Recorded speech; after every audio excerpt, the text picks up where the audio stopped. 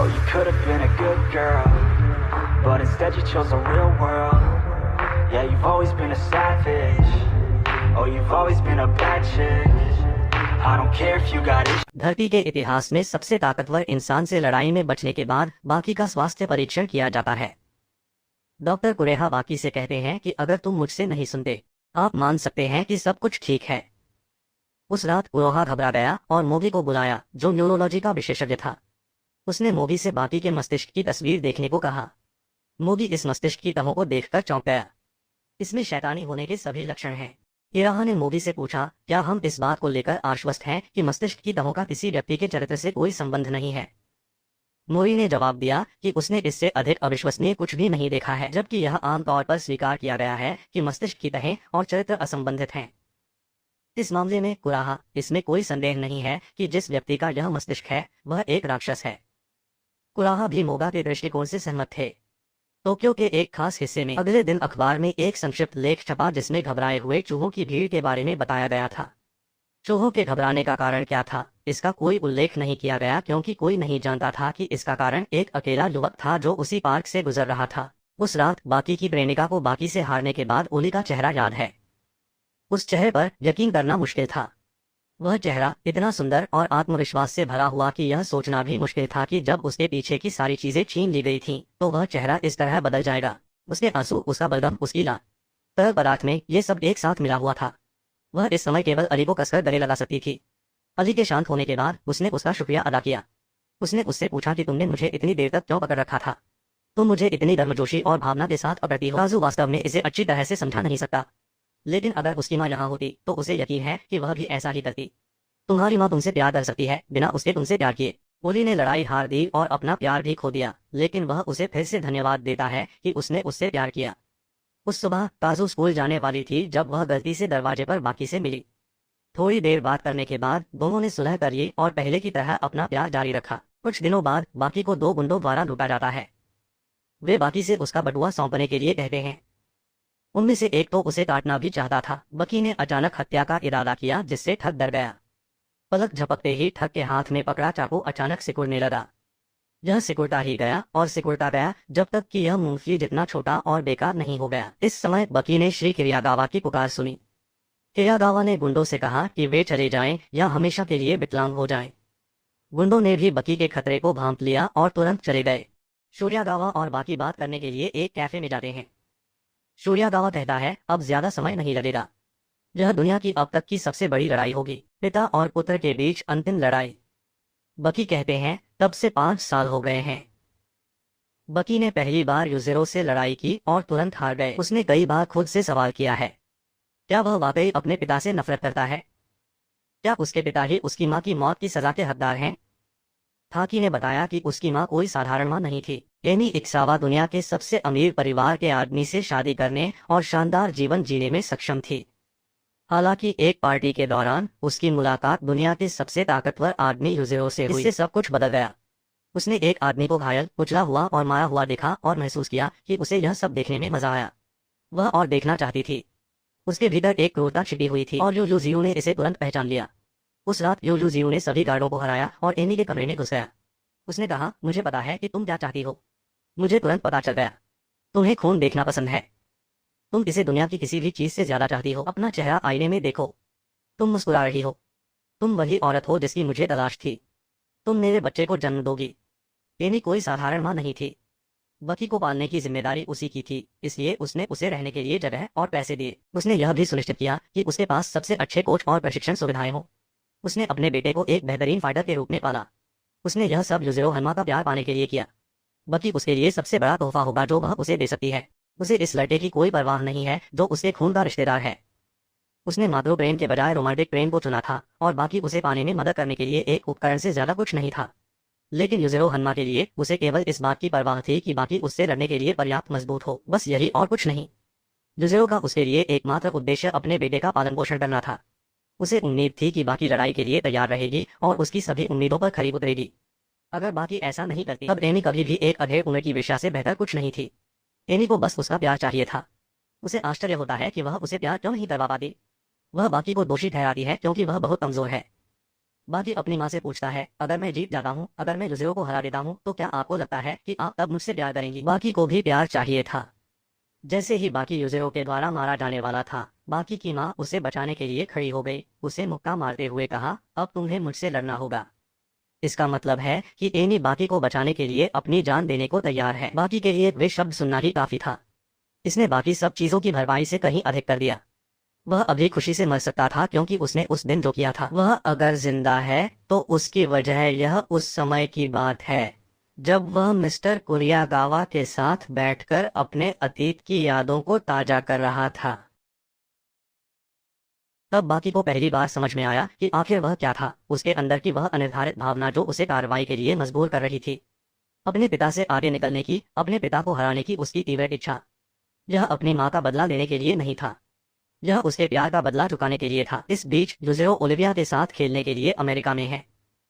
युज़ेरो ने एक ही मुक्के से उसके पूरे भारी शरीर को आसानी से उड़ा दिया। जब यह लड़ाई खत्म हो जाएगी, हम यह तय करेंगे कि किसकी ऊंचाई समुद्र तल से ज्यादा है और किसका सिर सबसे ऊंचा है, और वह व्यक्ति विजेता होगा। जिस क्षण संघर्ष समाप्त हुआ, बिस्किट ओलिवर का सिर समुद्र तल से 3,625 फीट ऊपर था, जबकि युज़ेरो हन्मा का सिर समुद्र तल से 3,628 फीट ऊपर था।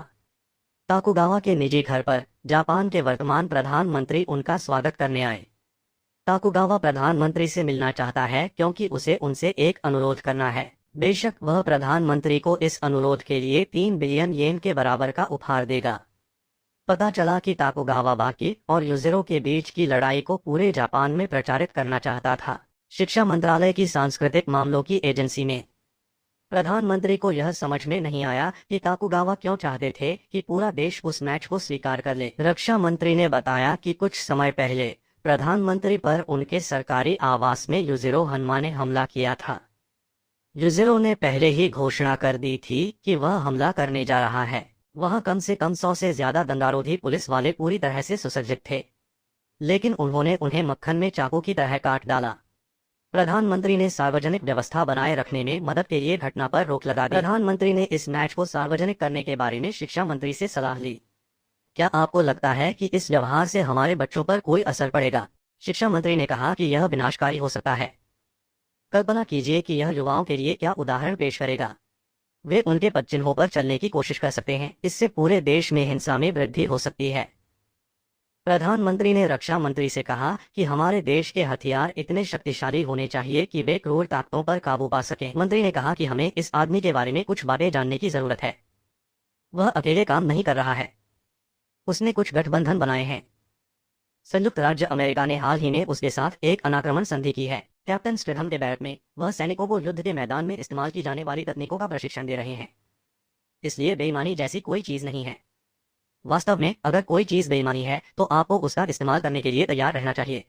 उसने मार्क को खड़े होने के लिए कहा। मार्क एक अनुभवी थाई किक बॉक्सर है। वह एक मिक्सड मार्शल आर्ट फाइटर भी है और उसने प्रोफेशनल बॉक्सिंग रिंग में लड़ाई लड़ी है। यह एक आदेश है। कैप्टन चाहता है कि मार्क उसे एक फ्री फाइट में मार डाले। जैसे ही मार्क हमला करने के लिए दौड़ा, वह पेरिनियल में चोट लगने से गिर गया। हॉवर्ड जूडो फाइटर, नतीजा आंखें बाहर निकल आईं। रिचर्ड बॉक्सर, सिर के ऊपर से फेंके जाने के कारण उसकी मृत्यु हो गई। पहलवान श्मिट को मुक्का मारकर बेहोश कर दिया गया। पुराने जमाने के बिजुत्सु योद्धा ताकाहाशी को उसके ही अंगों से बांध दिया गया। कैप्टन कहते हैं, यह नागरिक और युद्ध क्षेत्र मार्शल आर्ट के बीच का अंतर है। मैं आपसे हमेशा गलत खेल खेलने की उम्मीद करता हूँ। उस रात कैप्टन ने डायनामाइट से एक नया हथियार बनाया। उसने युज़ेरो से निपटने के लिए अपने दस्तानों और जूतों पर उनका इस्तेमाल किया। पता चला, युज़ेरो ने एक बार कैप्टन से कहा था कि अगर तुम हमारे रिश्ते को बनाए रखना चाहते हो तो साल में एक बार मुझे मारने की कोशिश करो। इससे कोई फर्क नहीं पड़ता कि तुम यह काम निष्पक्षता से करते हो या नहीं, बस मेरी जान को खतरा बनाओ। चाकू ठीक है, बंदूकें ठीक हैं, विस्फोटक ठीक है, परमाणु हथियार ठीक है। अपना पूरा शरीर और दिमाग इस काम में लगा दो। मुझे खत्म करने का दृढ़ संकल्प रखो, चाहे इसके लिए कुछ भी करना पड़े। यदि आप युज़ेरो हन्मा के साथी के रूप में जाने जाना चाहते हैं, यदि आप राक्षस के करीबी के रूप में पहचाने जाना चाहते हैं, तो यह इसे प्राप्त करने का एकमात्र तरीका है। अचानक यूयूज़ीरो कैप्टन के पीछे आ गया, जिससे वह घबरा गया। वह हंसने लगा क्योंकि इस बार कैप्टन के तैयार किए गए हथियार अजीब लग रहे थे। यूयूज़ीरो ने कैप्टन के पास मौजूद हथियारों को नष्ट करने के लिए केवल एक किक का इस्तेमाल किया। यूयूज़ीरो की वर्तमान ताकत को देखते हुए कैप्टन ने एक बार फिर यूयूज़ीरो की हत्या करने का प्रयास छोड़ दिया। इस समय बकी यूयूज़ीरो के रूप की कल्पना करने की कोशिश कर रहा था। यह यहाँ है, इसे और होना चाहिए। यह मजबूत होना चाहिए, तेज और भी डरावना, उससे भी ज्यादा चालाक। यह काफी नहीं है। दोनों एक दूसरे से टकरा गए, जिससे ऐसा झटका लगा कि सभी को लगा कि भूकंप आ गया है। हालांकि यूज़ेरो की शक्ति बाकी की कल्पना से भी अधिक थी।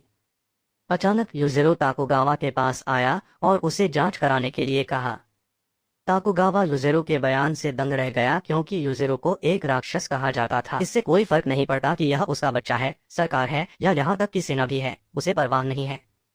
अगर कोई उसके रास्ते में आता है तो वे बस एक बाधा है जिसे दूर किया जाना है। वह सभी के साथ एक समान निर्दयता से पेश आता है, लेकिन उसके पास ताकुगावा जैसे बूढ़े के स्वास्थ्य की चिंता करने के लिए अभी भी समय है। इससे ताकुगावा चिंतित हो जाता है। यूज़ेरो उसे बकवास बंद करने और तुरंत जांच करवाने की सलाह देता है। इसके तुरंत बाद ताकुगावा को खून की उल्टी हुई, जबकि यूज़ेरो चला गया और उसने नौकर से डॉक्टर को बुलाने के लिए कहा। यह आदमी, जो अपने पूरे जीवन में लड़ने में माहिर था, ने एक अनोखी शक्ति विकसित की थी, कुछ अप्रत्याशित। वह अचानक अपनी दृष्टि में आने वाले किसी भी व्यक्ति की कमजोरियों को पहचानने में सक्षम हो गया। कैंसर कोशिकाओं से जिनका निदान नहीं किया गया है से लेकर किसी के दांतों में कैविटी तक, वह किसी की भी कमजोरी के प्रति इतना संवेदनशील था कि वह बिना उन पर ध्यान केंद्रित किए किसी को देखने में असमर्थ था। कभी ये अच्छी तरह से धारदार मुठ्ठियां थीं, कभी ये पूरी तरह से धारदार तलवारें थीं, कभी ये उड़ती गोलियां थीं, और अंततः ये आधुनिक हथियार थे। उसने उन्हें तोड़ दिया, उन्हें कुचल दिया और अंततः उन्हें नष्ट कर दिया। इस क्रूर ताकतवर समर्थक को अपने जीवन में एक भी असफलता नहीं मिली थी। सबसे सावधानी से तैयार किए गए स्टेथोस्कोप से ज्यादा सटीक, एक बारीक कैलिब्रेटेड एक्सरे मशीन से ज्यादा केंद्रित, एक उच्च अनुभवी सर्जन से ज्यादा कुशल, एक एक्यूपंक्चरिस्ट से ज्यादा सहज। यह आदमी साधारण इंसानों से परे एक विमान पर काम करता है। इस बीच रित्सु सदस्य के रूप में पंजीकरण करने के लिए केंद्र के मुक्केबाजी जिम में गया। कोच ने सोचा कि वह यहाँ एक दौरे के लिए आया है, क्योंकि उसने देखा कि उसने एक पैर खो दिया, लेकिन रित्सु शामिल होने की मंजूरी मांगने आया है। ट्रेनर ने उसे इस पर थप्पड़ मारने के लिए कहा। वह चाहता है कि वह आगे बढ़े और अपनी पूरी ताकत से इस पर मुक्का मारे। रित्सु ने उससे पूछा, क्या तुम्हारे पास एक रिप्लेसमेंट बैग है? ट्रेनर हंसता है और कहता है कि अगर तुम इस बैग को टुकड़े टुकड़े कर सकते हो, मैं वादा करता हूँ कि मैं तुम्हारा अनन्य कोच बन जाऊंगा। रित्सु को यकीन है कि वह इस उपकरण को नष्ट किए बिना जिम में शामिल होने की मंजूरी पा सकता है, लेकिन कोई बात नहीं, वह उन्हें एक शो देगा। तो हम कब शुरू करें? कोच, ताकुगावा अस्पताल में होश में आता है। कुरेहा का कहना है कि उसे कुछ समय के लिए अस्पताल में रहना होगा। केंद्र के मुक्केबाजी जिम में रिपोर्टर ओरिएंटल और पैसिफिक सुपर वेटरवेट चैंपियन अकियो मणि का साक्षात्कार ले रहे हैं। उसने कभी भी एक भी लड़ाई नहीं हारी, और इससे भी ज्यादा, उसके सभी 14 मुकाबले पहले दौर के नॉकआउट में समाप्त हुए। इसलिए लड़े गए मैचों की संख्या उसके राउंड की संख्या के समान है। चैंपियन से जानकारी प्राप्त करने के बाद पत्रकारों ने उन्हें धन्यवाद दिया और चले गए। मैनी ने अपना प्रशिक्षण जारी रखा और देखा कि पंचिंग बैग को फाड़ दिया गया है। कोच मैनी को उसके आश्चर्य के साथ हुई हर बात समझाता है। मैनी रित्सु के साथ मुकाबला करना चाहता।